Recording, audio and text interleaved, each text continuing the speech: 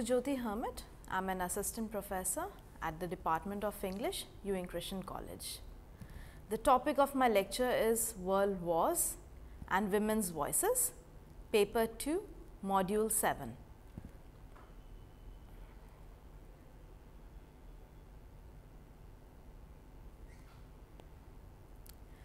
Women's position during the wars reflected a changing attitude towards their roles.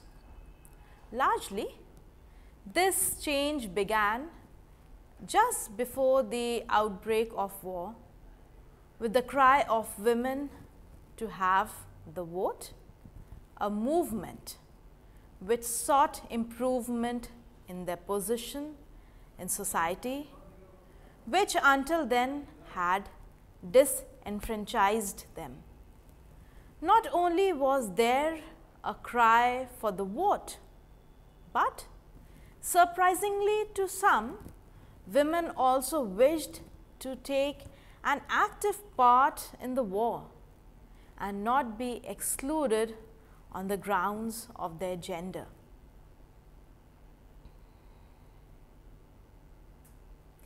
Women writers in the 20th century found it much more difficult than men to have their work published, and consequently their work is often less well known than the work of men of the same period.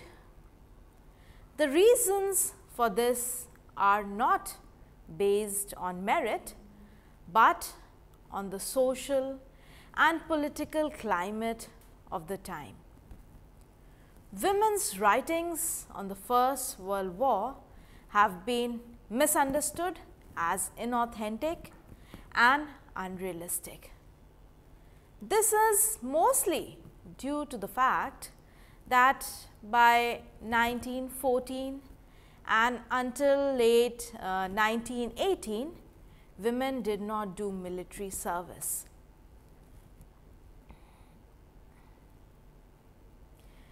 Much of the testimony about the Great War has been dictated by male reports or soldiers' accounts in which men acclaimed exclusiveness. The combatant's voice was more authentic or realistic than the civilians. Margaret Higonnet points out that many of the letters written by women in wartime were censored or confiscated. Feminist newspapers often appeared blank, and other forms of suppression took place. For example, Marcel Cappy's collection of journalism in Higonnet Lines of Fire, Women War Writers of the First World War, was not allowed to be reprinted. Unfortunately, most women's writings on the war were seen as leading to misconceptions or simply disregarded by the time they were written. The world wars shook up gender relations, but only temporarily. Individual British women in the world wars found new freedoms and opportunities, and wartime like being let out of a cage, in one woman's words. However, gender changes were short-lived. Attitudes towards women's role at home and at work remained remarkably consistent over nearly 50 years. Both wars put conventional views about gender roles under strain, but no permanent change occurred in hostility to women in male-dominated jobs, the devaluation of female labor, and the female-only responsibility for home life. Several major differences distinguish the two world wars' effects on women. Most importantly, in terms of gender roles, women in the military in the First War were largely confined to very mundane work like cleaning, cooking, clerical work, waitressing, and some driving. But in 1939 to 1945, in addition, women handled anti-aircraft guns, ran the communications network, mended aeroplanes, and even flew them from base to base. Nonetheless, gender relations quickly reverted to tradition after World War II as after World War I. In Touch and Intimacy in First World War literature, Shantanu Das refers to women as being silent witnesses. Despite the general feeling of hopelessness, many women remained diligent and their social roles evolved in ways unexpected by their societies. Some were political activists such as Alexandra Kollontai, Marcel Capet, or Rebecca West. Others took part directly in war, like Catherine Hodges North, who enlisted in 1916 as an ambulance driver. Many others, like Vera Brittain, served as a nurse in the war and used her writing to describe the horror of losing loved ones and sharing the feelings of having her life completely shattered by the war.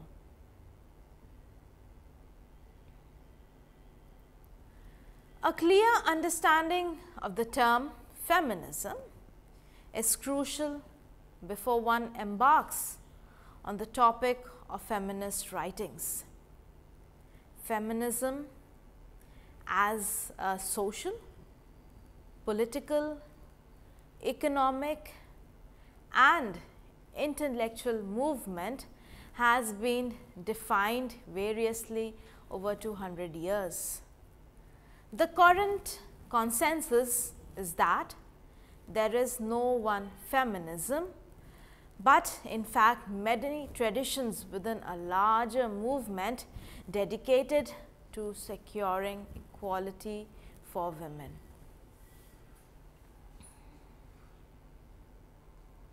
Simply put, feminism is a movement to end sexism, sexist exploitation, and oppression. This was the definition of feminism offered by bell hooks in her feminist theory from margin to center more than a decade ago. Feminism has reshaped the overriding perspectives in a wide range of areas within Western society, ranging from culture to law.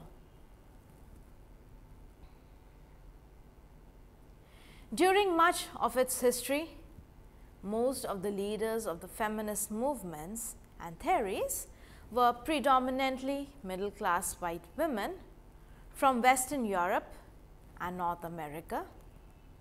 However, at least since Sojourner Truth's 1851 speech to American feminists, women of other races have proposed alternative feminisms. This trend gained momentum in the 1960s with the civil rights movement in the United States and the collapse of European colonization in Africa, the Caribbean, parts of Latin America, and Southeast Asia. Since that time, women in former European colonies and the third world nations have proposed post-colonial and third world feminisms.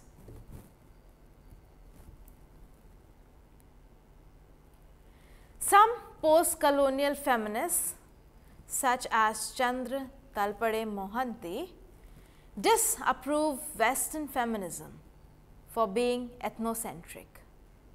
Black feminists such as Angela Davis and Alice Walker share this view. Simone de Beauvoir wrote that the first time we see a woman take up her pen in defense of her sex was Christine de Pizan, who wrote for the first time for women and about women. Pizan's The Book of the City of Women was published in 1405.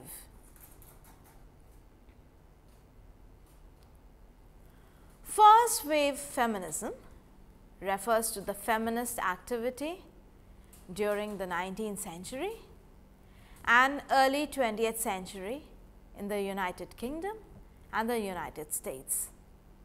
Originally, the promotion of equal contract, property rights for women, the opposition to chattel marriage, and ownership of married women and the children by their husbands were the points of focus.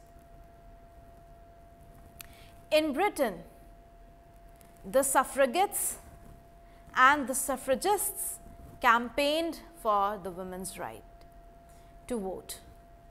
In 1918, the Representation of the People Act 1918 was sanctioned, granting women above 30 years of age who owned houses the right to vote. In 1928, this was extended to all women over the age of 21. In the United States, leaders of this movement included Lucretia Mott, Lucy Stone, Elizabeth Cady Stanton, and Susan B. Anthony, who each campaigned for the abolition of slavery prior to championing women's right to vote. All were strongly influenced by Quaker thought. American first wave feminism involved women of various political and religious outlooks. Some, like Frances Willard, associated with conservative Christian groups such as the Women's Christian Temperance Union. Others such as Matilda Joslyn Gage, who was a suffragist, a Native American rights activist, were more radical and asserted their ideals within the National Woman Suffrage Association or individually. American first wave feminism is considered to have ended with the passage of the 19th Amendment to the United States Constitution in 1919, granting women the right to vote in all states. Second wave feminism is the period of activity in the early 1960s and lasting through the late 1980s. Eminent critic Imelda Whelan proposes that the second wave was a continuation of the earlier phase of feminism involving the suffragettes in the UK and USA. Second wave feminism has persisted since that time and coexists with what is termed as the third wave feminism. Estella Friedman compares first and second wave feminism with the first wave, focusing on rights such as suffrage, whereas the second being largely concerned with other issues of equality, such as ending discrimination.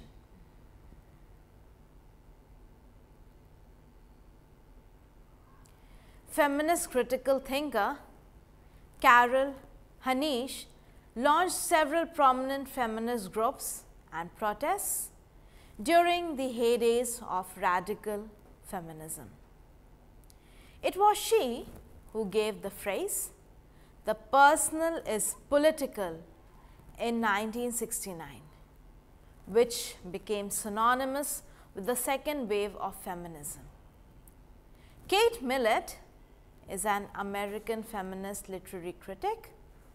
She has been described as a seminal influence on second wave feminism and is best known for her 1970 book, Sexual Politics.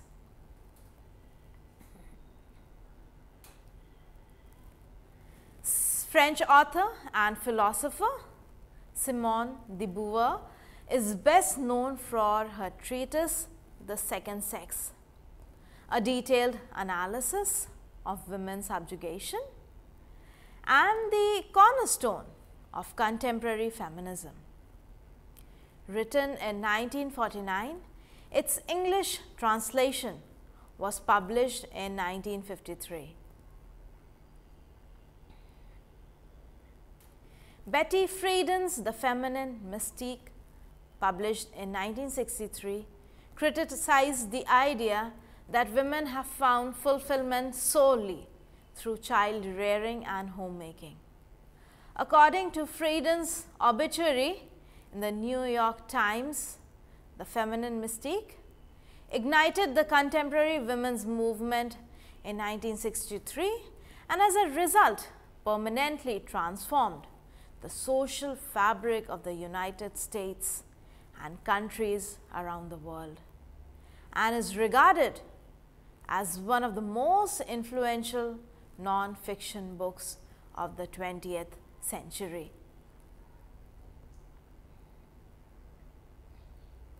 Third wave feminism arose as a response to the perceived failures of the second wave in the early 1990s. It was also a reaction to the backlash against initiatives and movements which were created by the second wave. Third wave feminism endeavors to challenge or avoid what it deems the second wave's essentialist definition of femininity, which, according to them, overemphasized the experience of upper middle class white women. A post-structuralist exposition of gender and sexuality is central to much of the third wave's ideology.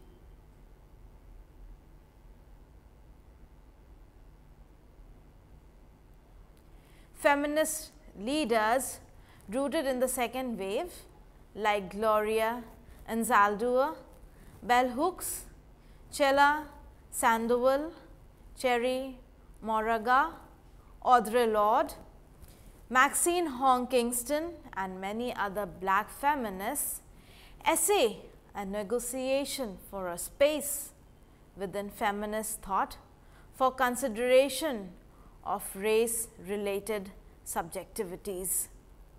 The term post-feminism was earliest used in Susan Bolton's 1982 article, Voices of the Post-Feminist Generation, published in New York Times Magazine.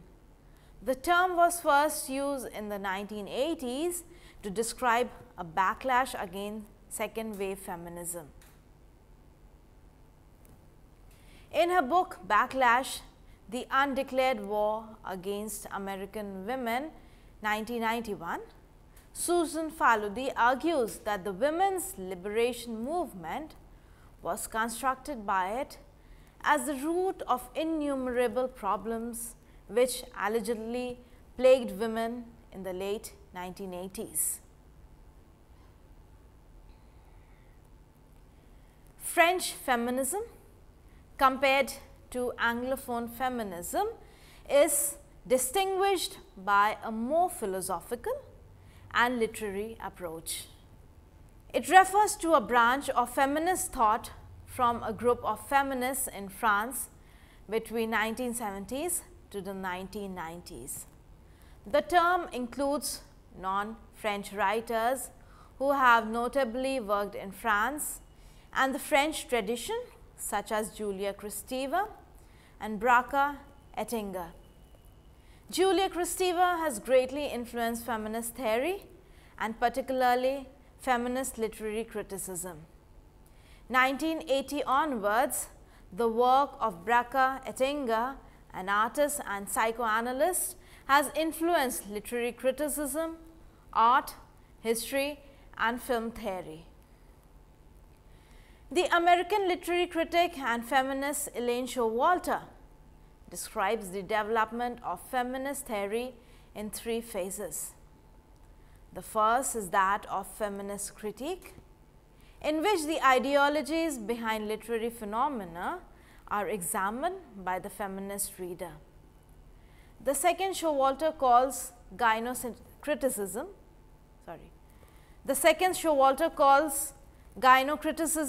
in which the woman is producer of textual meaning. Anarcha-feminism, also called anarchist feminism or anarcho-feminism, combines anarchism with feminism. It views patriarchy as a manifestation of involuntary hierarchy. Anarcha-feminists call the struggle against patriarchy essential. Important historic anarcha-feminists include Emma Goldman, Frederica Montseny, Voltairine de Cleyre, and Lucy Parsons. Socialist feminism links the oppression of women to Marxist ideas about exploitation, oppression, and labor. Socialist feminists believe that women are held down in workplace and in the domestic sphere because of unequal standing. They find prostitution, domestic work, child care, and marriage as ways of women's exploitation by a patriarchal system that belittles women and their substantial work. They emphasize and point out the need to work alongside men as well as other groups, as they see the oppression of women as a part of a larger pattern that affects the entire capitalist system. In the late 19th century and early 20th century, both Clara Zetkin and Eleanor Marx were against the demonetization of men. They supported a proletarian revolution that would overcome as many male-female inequalities as possible.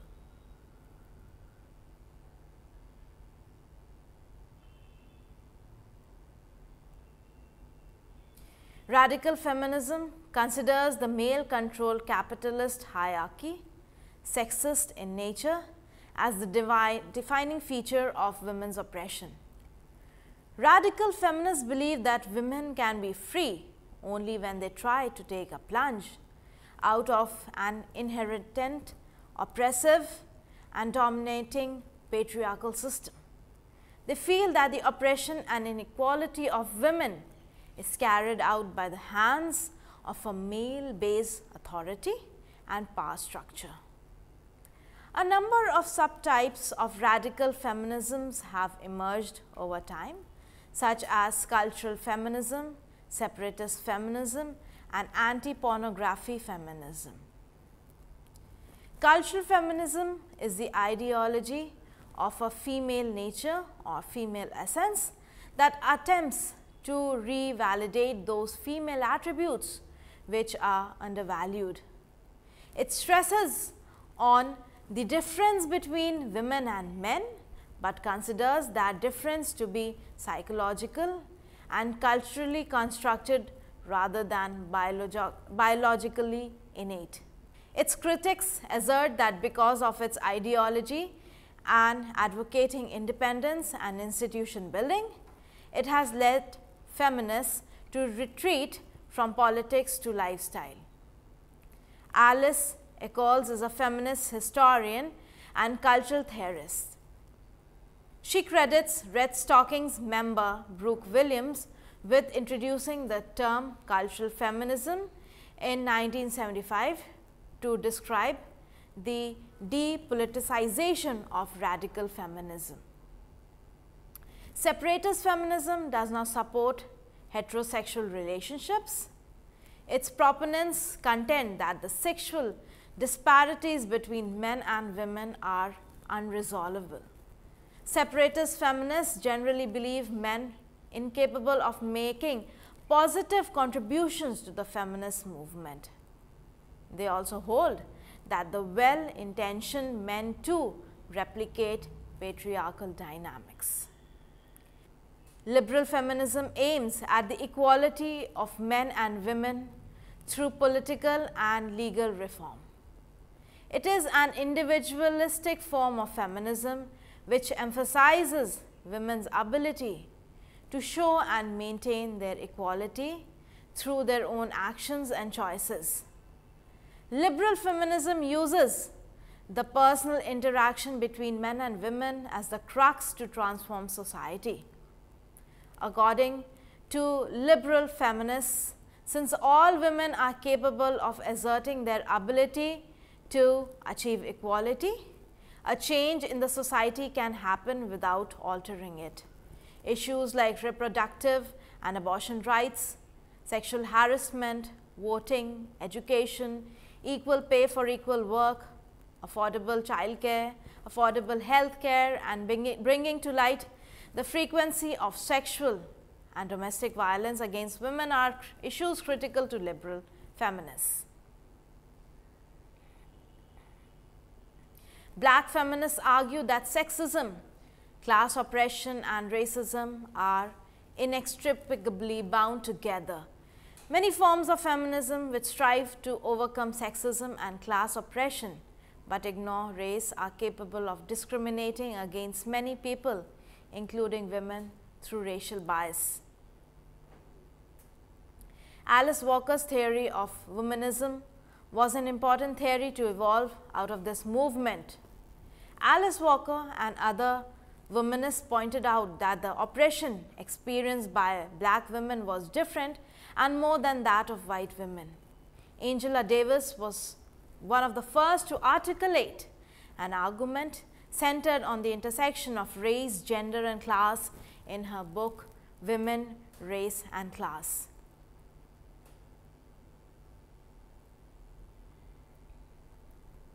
Thus, feminism exceeds both the mundane listings of its characteristics and of its summarized types.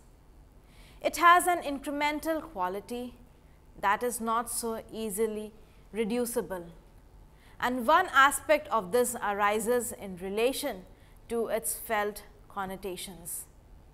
Feminism and the women voices are as relevant as ever before the 20th century. Feminism and the women voices are as relevant as ever before in the 20th century. The movement requires all the support it can get to make this the century of true gender justice. Thank you.